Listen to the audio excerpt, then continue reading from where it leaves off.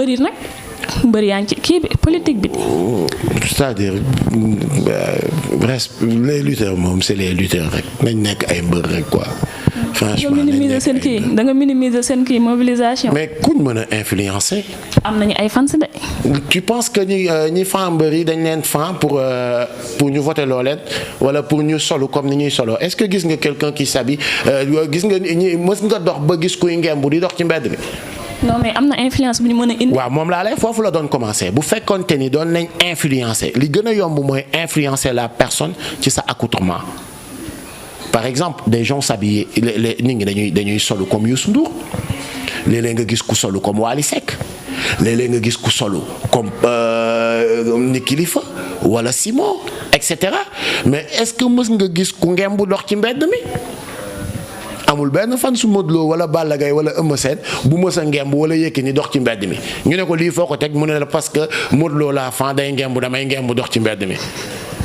donc mënuñu influencer ndeem ci ni ñuy solo rek mënuñ ci influencer. mais am na message boo leen mën a lancer tamit comme ni nga ko lancer. nañu gëm seen bopp bàyyi di toppaanu politiciens yi nañ bàyyi di leen toppaanu ak di leen coggaanu c'est pas digne d'un leader ñoom ay self-made men lañ lii ñu am tey jii Macky Sall defu leen ko. ñoom ñoo nekk ay from zero to hero ñoo xëy gis affaire bi industrialiser ko muy dox di rapporter de l'argent ñu entraîner utiliser ko au moins ci loo xamante ni c'est positif ba pare mu am charme am benn richesse bu nice la lutte elle est très belle nit ñi di leen ci gëm ñuy drainer du monde nit ñi di leen def ay idole quand il se retourne di nekk di topp ay politiciens ñoo xamante ni duñ ay référence demal ci benn sénégalais nga ne ko jox ma benn politicien sa référence amul benn sénégalais bu la naan politicien sangam sama référence la amul kenn nawloowu leen yow au moins nit ñaa ngi lay nawloo di la def référence ngay topp ku ñu nawloowul. qu'il arrête de se dégrader quoi nañ bàyyi di wàcce seen bopp. waaw avant dernière question bi dañu wax ku leen financer.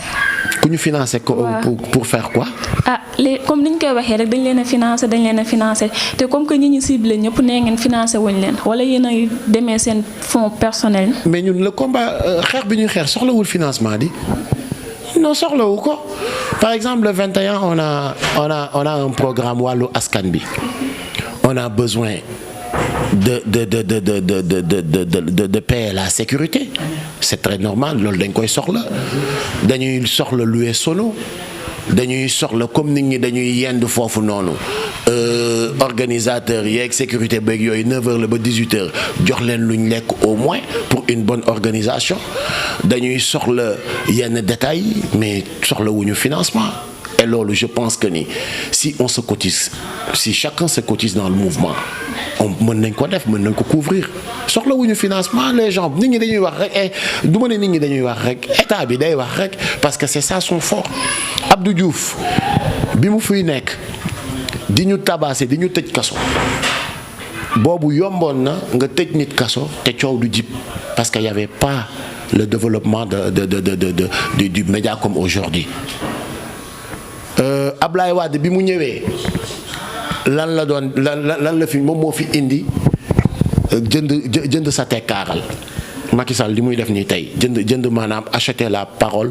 d'un activiste ou d'un je sais pas quoi ci Ablaye Wade la commencé mais au moins moom am boole woon na ci benn élégance Macky Sall bi mu ñëwee lan la indi su la mënul jënd diaboliser la loolu la indi diabolisation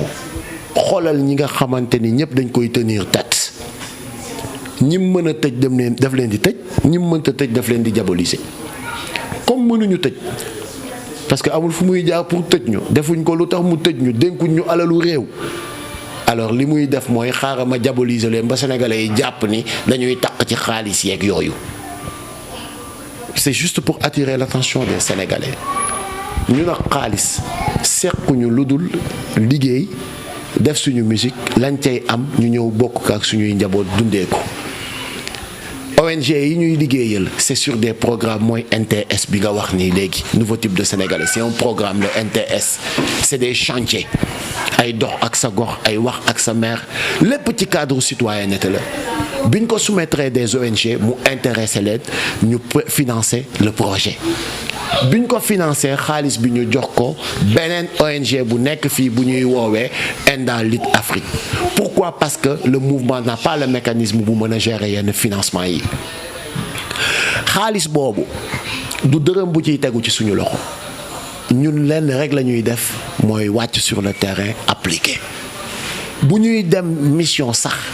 lépp sur bon lay doon les véhicules qu'on loue essence bi ñuy jënd hôtel yi ñuy dëkk lekk bi ñuy lekk lépp sur bon lay doon c'est l'ONG qui paye directement xam nga kañ lañ ciy laal xaalis bu ñu ñibbisee ONG bi jël compté c'était une semaine de mission 5 personnes yi ñoo demoon ci mission bi ku nekk tu y avait 15 000 francs de per diem par jour ñu calculer la sa 15 000 francs de per diem par jour ci ngay laal xaalis loolu moo lay booleeg laal xaalis per diem bi ñu lay jox mais cet argent on l'a jamais touché. donc mën nañoo tëjee débat bi ci la 21 boobu noonu nga doon wax léegi. parce que d'après les médias tous les quatre candidats ont donné leurs accords sauf seen xarit Macky. Macky Sall waaw Macky Sall day moom. Je me rappelle en 2011 ma attiré waat l'attention des Sénégalais en 2012 à la veille des élections on avait organisé programme bu mel nii mu tuddoon la foire aux problèmes. dañuy inviter les candidats ñu ñëw ci stand yi visiter les vrais problèmes du Sénégal pour boo toogee nga xam réellement c'est quoi les problèmes des Sénégalais Macky Sall la fa jiitu boobu am na lu mu bëggoon c'est-à-dire bi Macky Sall amee li mu bëgg la wan askanam ginnaaw ñun woowuñu ko ah c'est le peuple qui invite ce jour-là c'est pas des journalistes qui vont poser des questions c'est pas des leaders de Y'en a marre qui vont poser des questions mais c'est le peuple pas des militants aussi parce que candidats yi ñëw yëpp dañ leen ne vous ne viendrez pas avec vos militants venez avec seen bureau de parti mais pas avec vos militants parce que ñiy poser question yi c'est des lambda ñoo xam ne amuñ appartenance su benn parti ñu ñëw pour déglu ban leader mooy taxaw ëllëg su jëlee réew mi ci attente ci soxla yi ñu koy xaar muy tailleur bi muy marchand ambulant bi muy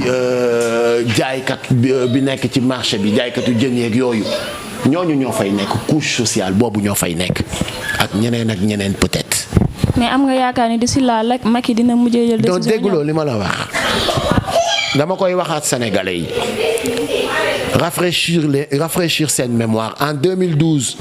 Macky Sall moo jiitu woon ci programme boobu ñu tëraloon ñu defoon moo fa jiitu moo fa njëkk a ñëw parce que boobu il voulait charmer le peuple gars yi ne woy gis nga Macky il répond même à l'appel du peuple mais aujourd'hui c'est lui qui a refusé même débat bi am le même jour à 21h organisé par beneen organisme dafa daw ni du ñëw dafa daw boobu débat la sax dafa daw donc Macky moom baaxoo na loolu moom en tout cas daal di wax sénégalais yi nii vous êtes témoins yéen daal a moom seen bopp yéenay gis kenn forcé wu leen Macky Sall en 2012 bi mu bëggee falu ñëwoon na ci programme yu mel nii ñu ko invité ren mu bañ muy bi am ci bëccëg bi ak bi am ci guddi gi organisé par une autre structure bu fekkee nee na jubóowul ak ñun moo tax du ñëw beneen structure bi organisé débat pour les 5 candidats ñooñu je pense que ni xuloowut ak ñoom lu tax demul ca boobu c'est Macky Sall qui est comme ça il n'écoute pas son peuple il a toujours méprisé son peuple faalewul sax askan li ko ñor mooy jabaram Amadou Sall ak yeneen doomam yi looloo ko ñor leneen ñoratu ko ci Sénégal. dina ñëw du ñëw le 21 aura lieu incha allah léegi dañ lay. incha allah nga tàggatoo askan bi wax. waaw maison de la culture le Douta Seck le 21 à partir de 9h ba 18h donc encore une fois na Sénégalais yëpp génn le 24 voter massivement voter ci jàmm ak salaam surtout nag na ngeen teel a xëy de parce que vote ren bi xam nga lu tax may insister ci na ngeen teel a xëy. parce que da ngeen tàmm di nelaw ba 4 heures wala di toog ci nekk ci yeneen ba 4 heures ngeen dem fekk rang bi gudd bu 18 heures jotee ñu ne fermé nañ bureau yi bu boobaa yéenay tooñ seen bopp.